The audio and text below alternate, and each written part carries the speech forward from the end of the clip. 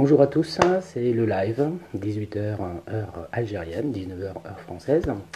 Donc aujourd'hui, on va parler de trois petites choses comme d'habitude. La première, c'est ce commentaire-là, je vous laisse le lire en espérant que ça ne soit pas trop pixelisé. C'est un commentaire d'un de mes articles, enfin d'un article que j'ai fait sur Guérir à Oran. Le deuxième, ça va être cette photographie-là que j'ai postée tout à l'heure et qui parle de la cité du Moulin à Vent à Perpignan. Et la troisième, c'est cette petite carte postale-là, mais en fait, j'ai pas trouvé la carte postale originale dont je voulais parler. Ça sera celle-là, mais en fait, je parlerai de l'autre plutôt. Et je crois qu'aujourd'hui, je vais surtout tourner autour du hasard. Alors, le témoignage. Salut Chantal. Alors, le témoignage. Alors, je vais essayer de le dire, c'est toujours compliqué pour moi. Belbebla. Non, j'arrive pas à le dire. Je redis. Belkebla. Donc, belle histoire, effectivement, tout aussi émouvante. Quant à l'origine de la nostalgie, et dans ce cas précis, ce n'est autre qu'une question d'ordre existentiel. À partir de 40 ans, commence à ressentir un effet que Dino Buzzati a bien illustré dans son roman, intitulé Le désert des Tartares. C'est la fuite du temps. Alors, on sent qu'on n'est pas très loin du dénouement. Des questions nous assaillent, à commencer par d'où venons-nous, où allons-nous, et au final, le pourquoi de notre existence. Bon. C'est une question profonde, sauf que moi, c'est une question que je me pose, que je ne me suis pas posée à 40 ans. Moi, je me la suis posée à 6 ans, la question de savoir d'où est-ce que j'arrivais, d'où est-ce que j'allais, et l'existence et tout ça. À 40 ans, ce qui s'est passé, c'est pas du tout ça. À 40 ans, fondamentalement, ce qui s'est passé, c'est l'intrusion dans ma vie du hasard. Profondément, c'est l'arrivée du hasard dans ma vie. Alors, je pense que vous avez vu le titre un tout petit peu de ce live. Le titre du live, c'est Le hasard est l'ombre de Dieu. Alors Dieu, je ne sais pas trop, mais alors le hasard, le moins qu'on puisse dire, c'est qu'il est arrivé dans ma vie là au milieu et qu'il a mis un bazar énorme. Et alors ce que je voudrais dire à propos de ça, c'est que ça a l'air très rationnel comme raisonnement, et que moi, le rationnel, vous savez que j'ai une formation scientifique pour pas mal de monde, je veux parler avec vous. Il suffit de mettre des commentaires et il n'y a pas de problème, je parle. Donc, je sais plus ce que je disais avec ce commentaire-là.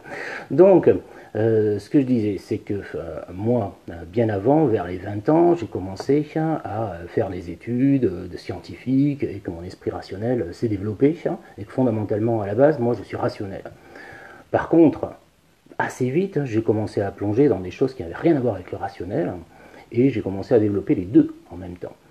Et l'irrationnel réel est venu s'intégrer dans ma vie à 40 ans. Il s'est passé des choses tellement bizarres, tellement étranges, que je me suis dit, il y a un problème. Et c'est arrivé en même temps que ma recherche des origines. C'est arrivé en même temps que la recherche des origines. Et je le dis ici à tout le monde, parce qu'alors après, ça n'a jamais cessé. Si vous vous lancez dans la recherche de votre histoire, vous allez être confronté à des coïncidences, des hasards par milliers. Ça n'arrête pas en permanence. Alors que quand vous êtes coincé dans le présent, on est dans la rationalité, tout va bien, il n'y a pas de hasard, il n'y a pas de coïncidence, il n'y a rien de tout ça. Par contre, alors, dès que vous commencez à plonger dans votre histoire, vous allez être confronté à des centaines de coïncidences dans tous les sens, et ça peut être extrêmement perturbant, même si, évidemment, si on est un petit peu ouvert d'esprit, c'est juste passionnant. Donc, moi, ce que je voulais dire là-dessus, c'est que c'est une remarque qui est intéressante, certes, il y a la crise de la quarantaine, mais en revanche, de mon point de vue à moi, c'est beaucoup trop rationnel. C'est beaucoup trop rationnel. Ce qui se passe en vérité à 40 ans, et surtout si on se plonge dans ses origines, c'est qu'il y a une intrusion du hasard qui est extrêmement forte, et c'est pas une question existentielle comme ça, c'est des choses qui se passent devant nous, et qui sont extrêmement étranges et extrêmement perturbantes. Et ça, il vaut mieux le savoir quand on se lance dans sa petite quête à soi. Et alors le hasard, par exemple, je l'ai retrouvé moi ici, dans ce quartier qu'on appelle le Moulin à Vent à Perpignan, parce que j'avais complètement oublié moi, ce quartier, l'existence de ce quartier à Perpignan où avaient vécu mes grands-parents. Moi j'étais en train de travailler sur le quartier juif à Oran, et j'étais en train de lire un vieux document de 1801, et il faut savoir quand même que Oran est redevenu ottoman en 1792 jusqu'en 1815 à l'arrivée des Français, 1831 à l'arrivée des Français. Donc ça a été une période ottomane et comme il n'y avait plus personne pour peupler Oran, ils ont fait appel aux Juifs qui se situaient en dehors d'Oran pour peupler Oran et notamment donc pour peupler ce qui deviendra ensuite le quartier juif. Donc moi je me suis retrouvé à travailler un petit peu là-dedans pour voir comment était fichu ce quartier juif là et je suis tombé sur un document qui est un acte de vente des terrains du quartier israélite. Et alors cet acte-là, je vous le lis, et je vous montrerai, je vous expliquerai ensuite pourquoi, tac, ça m'a fait tilt, et je me suis retrouvé embarqué dans un autre chemin complet. Louange à Dieu seul, El Cid Mohamed Ben Osman, bey des provinces du Couchant et de Tlemcen, après avoir conquis la ville d'Oran, a vendu un emplacement de terrain avec les baraques en bois qu'il occupe, au couchant du quartier dit Réa El Ré, longeant la grande rue jusqu'à son extrémité, jusqu'à la maison du Bungab.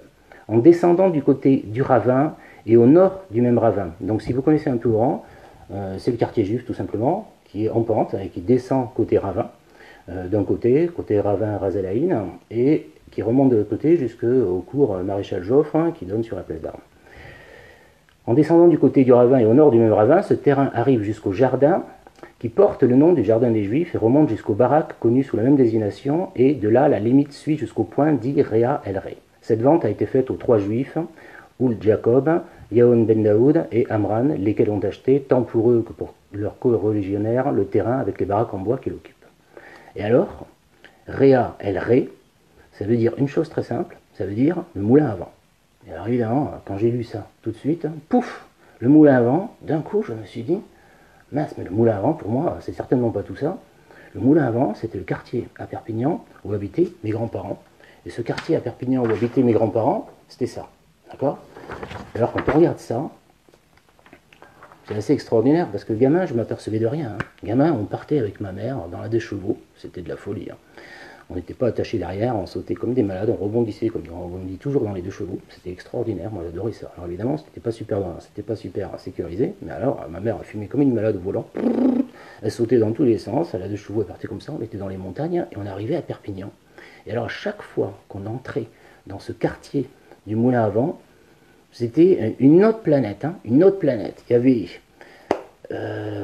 des palmiers partout, il y avait des aloès, il y avait des gens qui étaient au balcon et qui parlaient aux gens qui se promenaient dans la rue.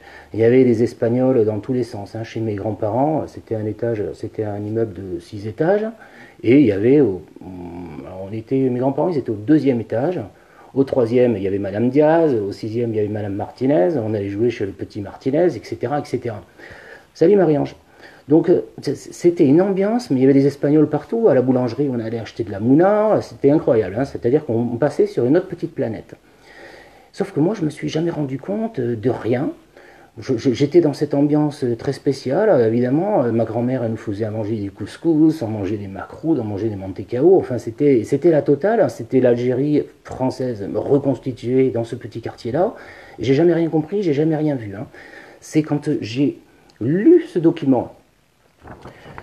Oui Chantal, il y a toujours les palmiers et les pieds noirs, sauf que les pieds noirs, je pense quand même qu'il y en a moins quand même maintenant.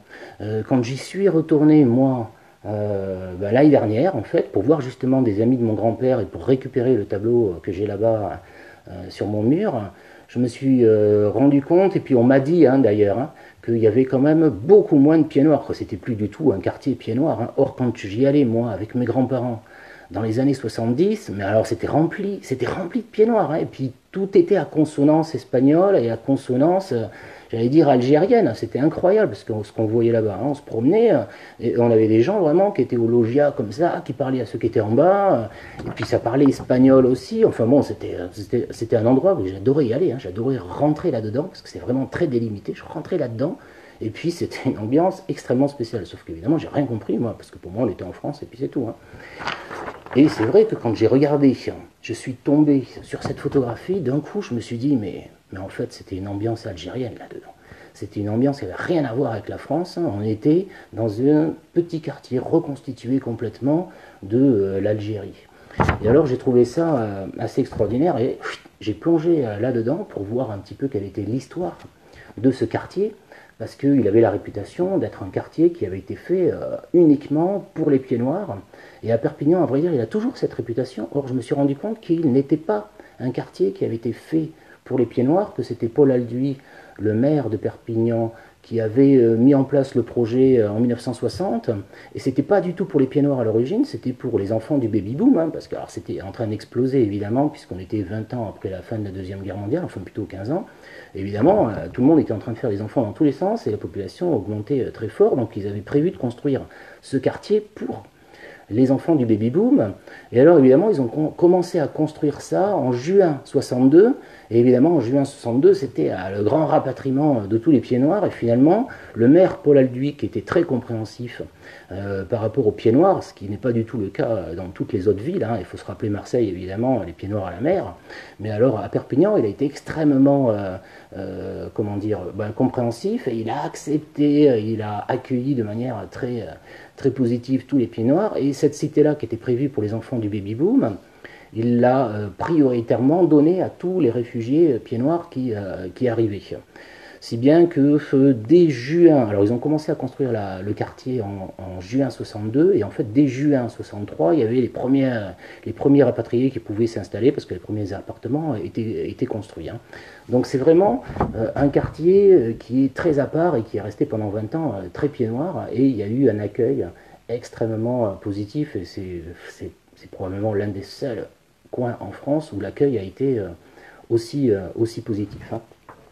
Donc voilà, je ne vais pas aller plus loin pour ce quartier du Moulin à Vent. J'ai fait un article, si vous voulez, vous vous y reporterez quand je vous enverrai la lettre, par exemple, vous aurez le lien dessus qui vous enverra sur cet article-là, et vous aurez plus de détails sur la construction du quartier du Moulin à Vent. Mais bon, c'est un quartier qui pour moi reste assez magique hein, quand même. Et alors, dernier point, c'est cette carte postale-là que m'envoie mon père depuis Oran, parce qu'il y retourne en 2010, il y retourne en mai 2010, il est déjà retourné une première fois en 83, un an après ma mère qui elle y retourne en 82, il y retourne en 2010 et en fait il ne reconnaît strictement plus rien, mais alors vraiment il ne reconnaît plus rien, hein. C'est-à-dire qu'il est même incapable de retrouver la maison où il habite, où il a habité un an à Saint-Hubert, impossible de reconnaître quoi que ce soit, parce que Oran a trop changé, alors qu'en 83, Oran Oran ressemble exactement à ce que c'était en 62. Il n'y a pas encore eu l'explosion des constructions. Hein. Et alors cette petite carte postale là, je la reçois en mai 2010. Je suis dans une période un peu bizarre, pas super en forme, et je reçois ça alors que je suis en train de me dire où est-ce que je vais. Et quand je reçois ça, je me dis je devrais aller là.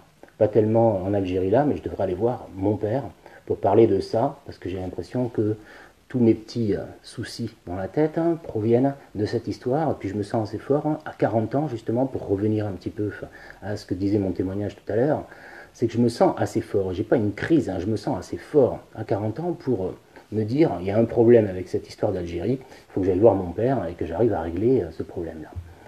Et je considère que ça a toujours été un événement assez hasardeux, quelque chose d'assez étrange, que je me retrouve dans cette période difficile et qui me tombe du ciel une carte d'Oran et que je décide de plonger là-dedans.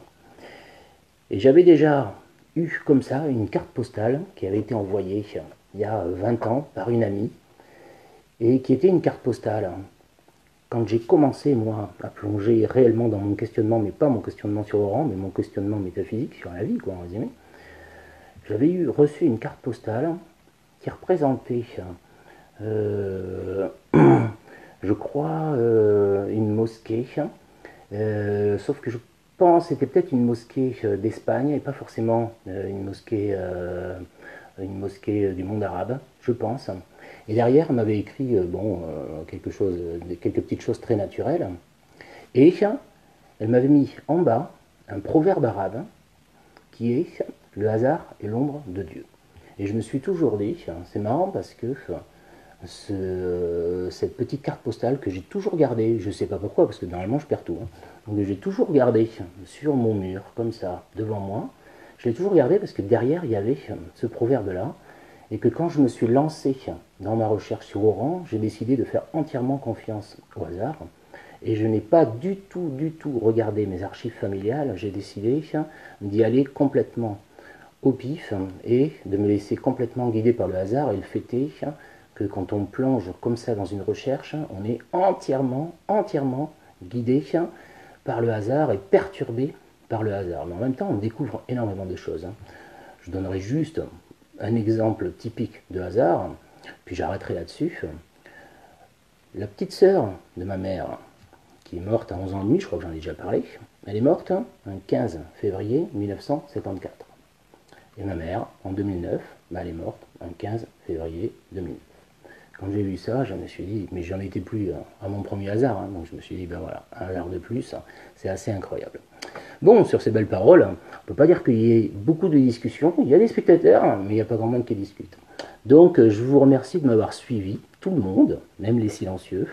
Marie-Ange, tu aurais pu me poser des questions. Chantal, tu aurais pu me poser des questions sur Perpignan. Je vous remercie à tous de m'avoir suivi, c'est super sympa d'être toujours là, c'est génial.